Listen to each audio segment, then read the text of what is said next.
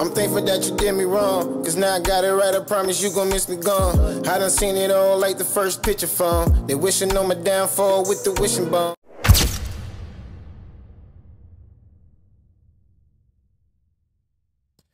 Now, unless you been on Cloud 10, under a rock, have you heard the motherfucking word?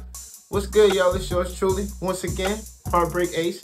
If you're familiar with my content or not, hit that like, comment, subscribe so the algorithm can give you this every time I upload. Because you already know how the algorithm be doing with me. Let's be for real. So you already know what I got to tell you. When you see the algorithm, you tell that mother...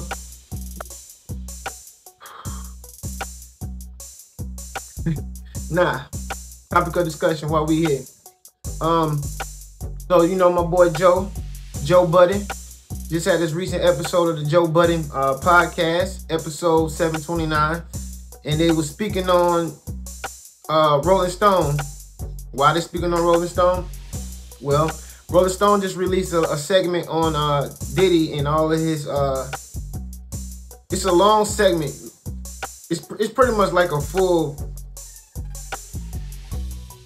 biography, if you ask me. Like they gave it from his start, how he started, to where he is now, and it was kind of basically saying he was a monster from the beginning. And a part of this segment that they was really speaking on and was giving context to was the fact that Rolling Stone, the people in that segment, made comments, and some of them used their name, some was anonymous, but a lot of them said that Diddy, Puff, Sean Diddy Combs, whatever you want to call him, is responsible for Biggie and Tupac's death. He sought it up. He was angry for the fact that Biggie was about to leave and do his own thing, and Biggie and Pac was friends. Pac was trying to help Biggie get a deal in Interscope. So you can imagine Diddy wasn't feeling that. But I'm rambling too much. I let them tell you. Sorry. It's been a block. And it was a lengthy article that just basically goes into the history of Diddy, like lengthy history. Sean Combs goes back to his Howard University days. And, you know, one of the main takeaways is his propensity for violence, and specifically violence towards women, is just kind of, you know, peppered throughout the story. And another takeaway is just like what we discussed on the pod last week, was just how people, you know, lived in fear of retribution, fear of getting fired, just basically fear of just being around him, enabling his behavior, enforcing his behavior, and just how fame and being power hungry just kind of fueled his worst characteristics and attributes. Okay. Yeah, so that's basically it, and it's just very detailed. They asked 300 people to participate in the article. They got over 50 people to participate in it. Some people wanted to remain anonymous. Other people were like, you can use my motherfucking name. I said it, I stand on it. And then it goes into details about all of the current cases that are pending right now. Talks a lot about Cassie, obviously. But it paints a really cohesive, vivid picture of Puff.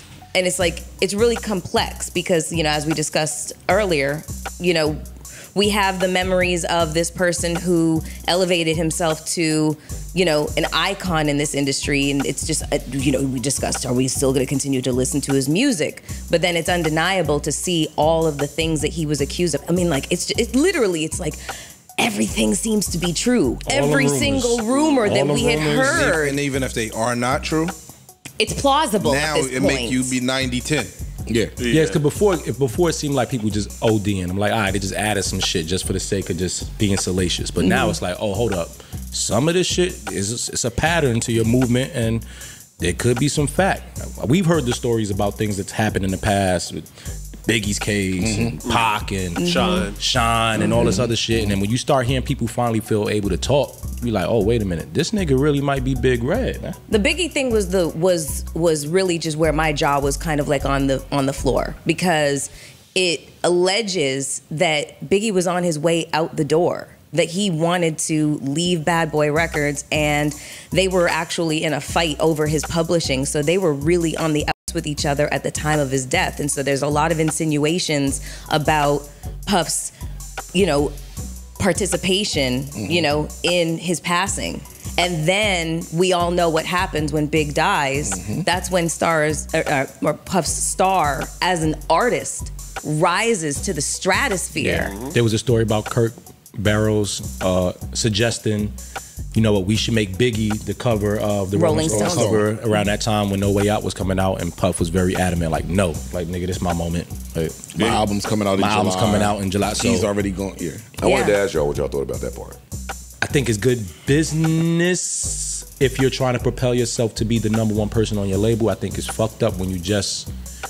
A big part of why people are going to support this project is because your man passed. The first thing that I thought of when I read that part was it the VMAs stage where he was in all white? And it's the song with Faith, I'll be missing you, and he's just dancing around the stage. That was exactly what popped into my head at that moment. And I was just like, he completely capitalized off of his death. Like, it's crazy. And he's spinning, he's controlling the narrative about their relationship, knowing full well that it wasn't what everybody naturally thought that it was.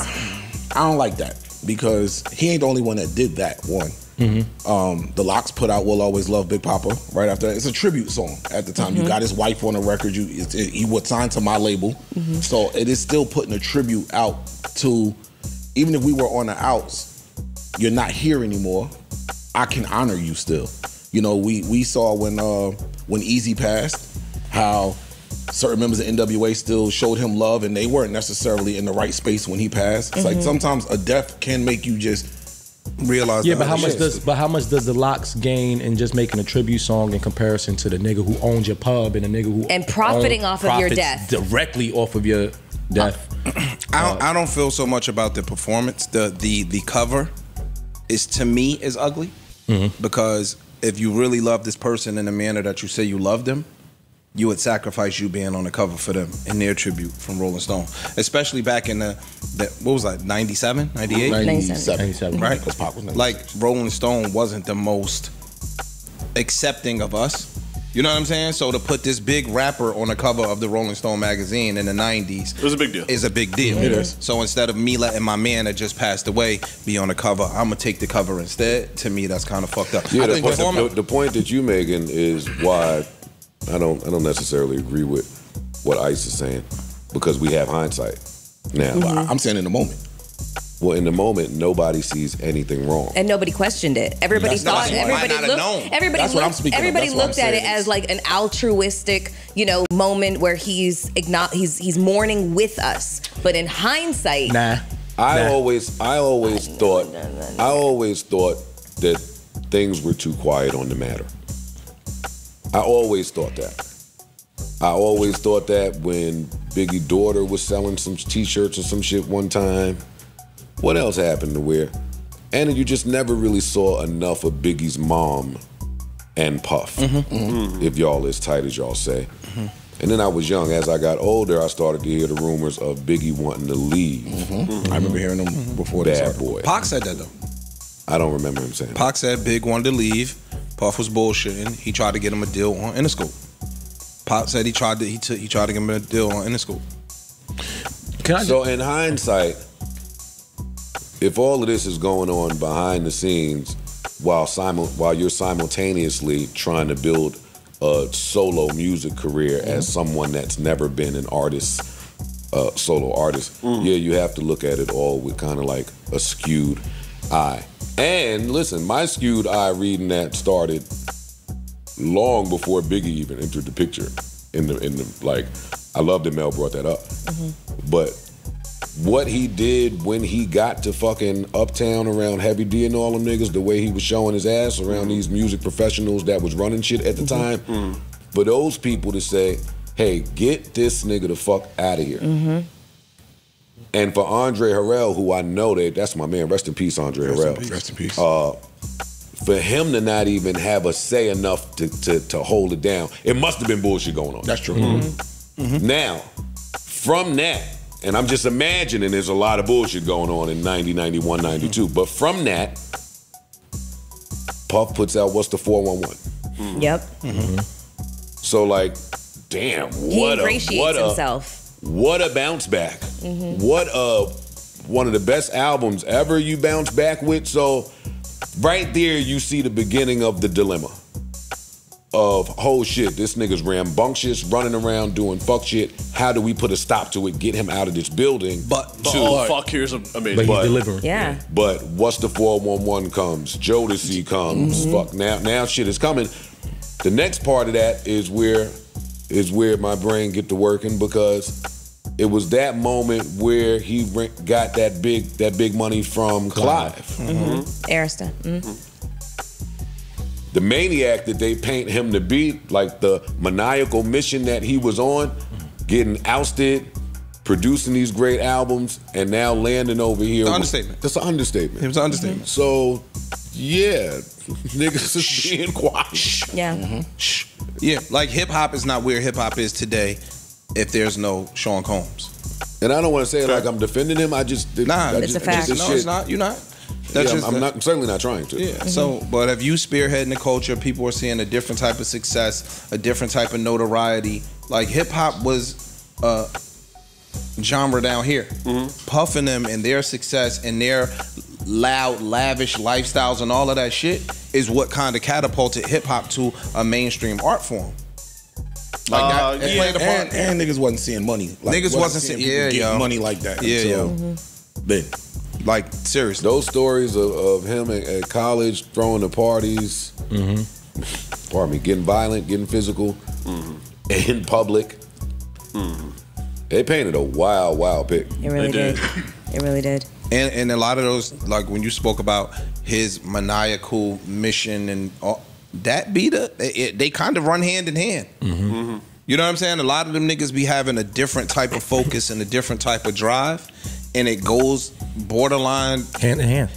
Teeters the line of insanity. Well, I mean, like and it normally comes with drugs. Yeah, but it's also full blown narcissism. True. I mean, and at the root of narcissism is deep insecurity, which is, a lot of people from his past, that is their collective, impression of him, is that he was wildly insecure, but he was also like just driven and thirsty for fame, and wealth wasn't even it. It was it was just the fame. It was the I'm fame. I'm gonna show y'all. That right there is why in 2025 I want narcissism to go away. And I can't say that here because it's absolutely applicable here. But when it's used correctly, it's reminding me of how wrong most people use it when we use it. This is when it matters. It makes sense right here. Hey, this nigga's bugging. But I know a lot of people. We know some people we've had as guests.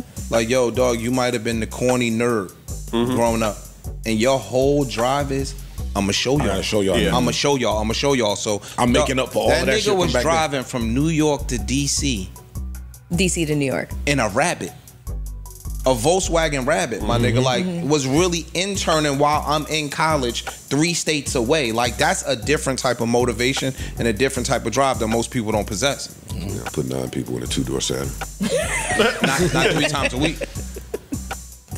You're right. You get what I'm saying? Like, yo, dog, that shit is something different for a whole semester. Yeah, but still applaud that. I'm not. I'm just sadder, bro.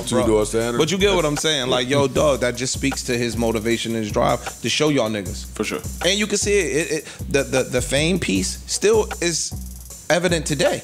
With the apology video. Yep. Bro, with anything, he has to be the forefront of. It's a lot of CEOs and music execs that prefer to play the forefront and get the money. He got to be in front of that camera. Background. Take like, yo, is nobody gonna be bigger than him? Check your own video. You always be number 2. Yeah. Like, so I just think that is evident. Some of the same shit. Yeah. Well, it was a lengthy piece. It was a very good read. So if you're interested, Rolling Stones wrote a dope piece on it. You should read it. Dog. The crazy part, they've been working on that piece for a minute. You think? 6 months. 6 months. So this is last 6 months. So this is even before everything came out. It's extremely well written. You get what I'm saying? Like, this shit. They did their shit. This shit been bubbling, bro. Journalism. Yeah. Real journalism. Real journalism. This isn't the blog. This is the real 50 journalism. doc real? Yeah. Yeah. That's a real thing. Sold to Netflix. Sold to that's Sold to real. Netflix. They Yes. sold it to Netflix. Yeah. Oh shit! I thought he was trolling that. Nah, No. they sold it to Netflix, but I ain't know how real. And then my of a piece TV it was is. on TMZ by mistake the other day, so Harvey By was mistake, on there. right? Yeah. Fuck It it. landed there when he was Channel distracted Y'all by. don't think I'll be home watching TMZ? No. Tell me, we gotta have a power after this. Y'all think I'll be home watching TMZ? I think you I mean, might, you do be mad. knowing you might shit. hit the channels and you see No, it pop I don't up and watch sit no there for damn I wouldn't be seconds. mad at you. I ain't watching TMZ. You're just like taking I wouldn't the be mad at you sitting there watching temperature TMZ. of You know what you shit. told me one time? What? The second you leave here, your job is to consume as much information as possible for the next 3 days. Yeah, but I don't go to TMZ for Not even for funny shit? It's an information I don't go to source. TMZ for nothing but a death. Okay. Because if Really? they got it, it's real. Yeah, that's They all. That's report saying. it. That's I all. go I'm to looking for. TMZ to see who died. If they don't tell me it happened, I don't. Other than believe that, shit. them niggas running up on people at the airports and in the streets of New York, I don't care nothing about that or what Harvey got to say. I believe some of what Van Lathan had to say about his exit and how they feel about black people up there is a long way. I don't go there. It came on after one of the little thingamajiggies I be watching, and Harvey was like, "Yeah, we have our Puff Doc on Tubi," and I learned that because 50 said, "Hey, my shit on Netflix. You TMZ niggas have to go to Tubi." Yeah. So I just thought that was funny as all. Yeah, that's funny. I don't think this Puff shit is done. Not don't even either. close. I still don't think it's done. Not even close. They are making Crazy. Fam, they were just saying that the grand jury is listening to and Yes. reviewing evidence to possibly indict now. Like, they not playing. Yeah, the DOJ is Yeah, this Stop is that. just It's- the it's tip a of the lot. It's a lot. iceberg. Real talk. It's a lot. Yeah. It's a lot. He pissed off somebody. off mic. I could paint a nice picture. Shit. All right, there you have it, y'all. There was a lot said in that segment, boy. And let us find out that Pac and Biggie really was trying to team up together. And that nigga wasn't liking that. If he signed with Interscope, it's safe to say that he was going to be close to Suge Knight. So let's find out that it really was Diddy mad and upset that they was joining forces to get away from him because they knew he was on some funny shit. You feel me? Biggie moms even said she see him, she want to smack the shit out of him, bro. And we can say it was just about that Cassie shit, but Biggie kid out here selling t-shirts to get some money, bro. Puff, after Biggie died, instead of putting Biggie on the magazine or Rolling Stone, which would have been major and a good look, and gave the money to his family, Diddy decided to put himself on it and drop an album. He did it for clout. He was mad that man was about to go. He shot him up. I hope the evidence come out. It was him all along. Everything is starting to piece together. And it started with Keefy D. And the DJ Vlad and the Art of Dialogue. I gotta give both of them credit because they both broke that case down. Vlad did a lot of the work, but also Art of Dialogue. Where Keefy D was running his mouth. They both did the work. And they got it out of Keefy D. And I think Keefy D telling a lot of truth. Diddy gotta be stopped. Ain't no more sympathy for him no more.